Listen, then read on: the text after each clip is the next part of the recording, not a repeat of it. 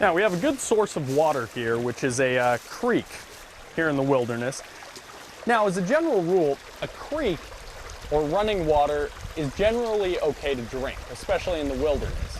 The only thing that you shouldn't do is drink running water if it's in like a tropical environment or a jungle. But as a general rule, running water is always okay to drink in the wilderness. Now, there are exceptions. As a general rule, water doesn't stay in one place.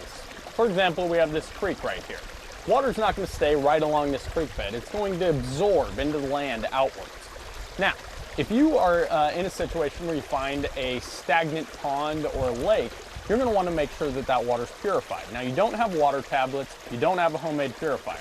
How are you going to get pure, clean water?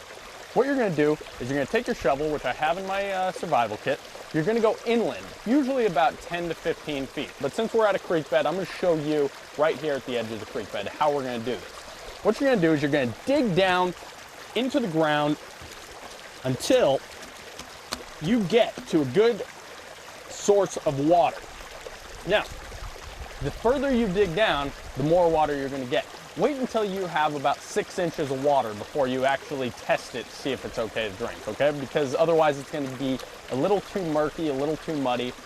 Dig down, let it sit, let the little pond sit for about 10 to 15 minutes just so all the sediment will settle back down to the bottom. Then you can use your hands or a cup or a bottle if you have it to fill up and drink.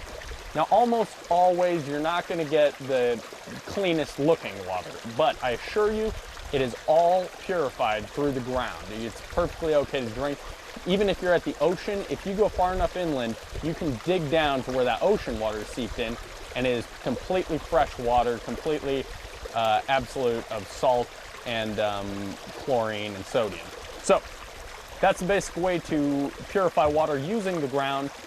Let's move on to this next way of purifying water.